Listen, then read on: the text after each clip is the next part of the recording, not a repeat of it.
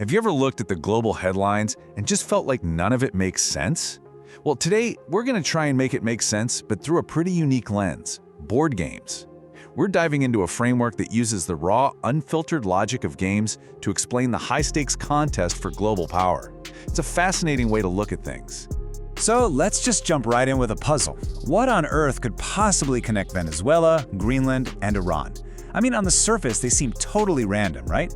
Different continents, different cultures, completely different problems. But as you're about to see, they are all absolutely critical pieces in a much, much larger contest. And here's the big reveal. These crises, they're not random at all. According to the framework we're exploring, they are very carefully chosen pressure points. Think of them as the opening moves in a tense global game that's literally shaping the new world order as we speak. And that brings us to the core idea of this whole explanator. Why does everything feel so chaotic and unpredictable? Well, it might be because the world's two biggest superpowers are playing on the exact same board, but they're not playing the same game. This is really the key to unlocking the whole thing. If you want to understand anything, from what's happening in South America to the tensions in the Persian Gulf, you first have to accept that the United States and China are operating with completely different rulebooks, different goals, and totally different grand strategies. So here's how it breaks down. On one side, you have the United States, and it's playing Risk. You know the game. It's all about direct control, managing your territories, and knocking your rivals off the board. On the other side, you've got China playing Go. This is a much older, way more subtle game.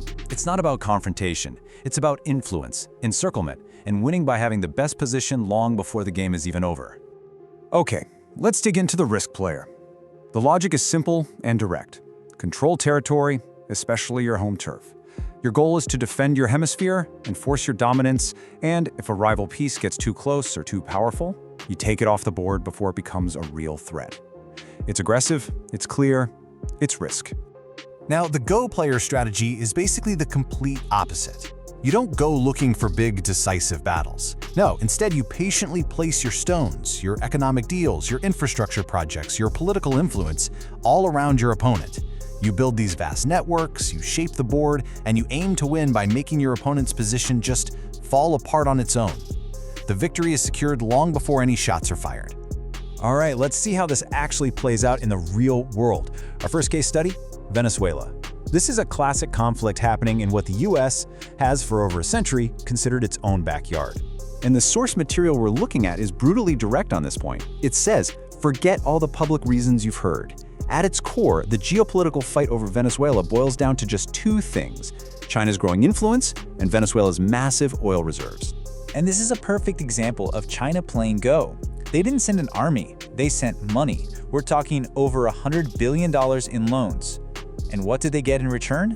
They got oil, walking down a huge energy supplier outside of Western control.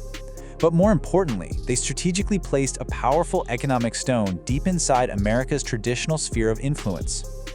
So, how did the US respond to this clever Go move? Well, it played Risk. It didn't try to compete on China's terms, with counter-investments. Nope, it just moved to take the entire piece off the board by trying to topple the Maduro regime.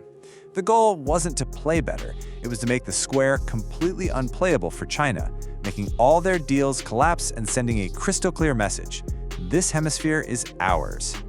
Okay, so if Venezuela was about protecting the backyard, our next case study, Greenland, is all about controlling the future.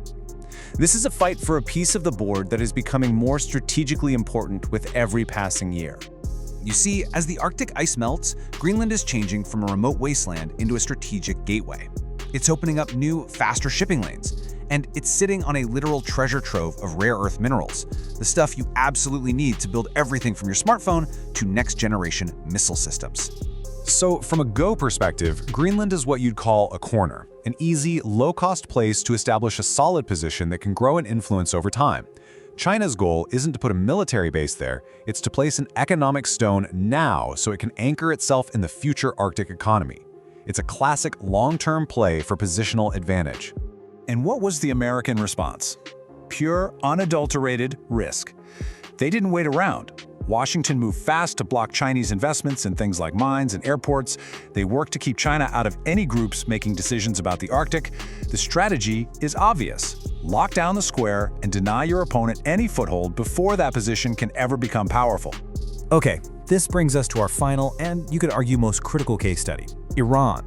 If Venezuela is the backyard and Greenland is the future, then Iran is the connector, the piece that links China's entire grand strategy together. In the game of Go, a connector is a vital piece. It's what links up different groups of your stones, making your whole position exponentially stronger and harder to attack. For China, Iran is that piece. It is the western anchor of its massive Belt and Road Initiative. It's the land bridge connecting all of Asia to the Middle East and on to Europe. And this is why Iran is so incredibly important to China's plan. It helps them build a land-based trade network that completely bypasses the US Navy's control of the seas. It's an energy partner outside the dollar system, and it's a key ally in challenging American dominance in the Middle East. For China, losing Iran would be a strategic disaster. Now, if you need any proof of just how serious China is about this, look at this number: 16.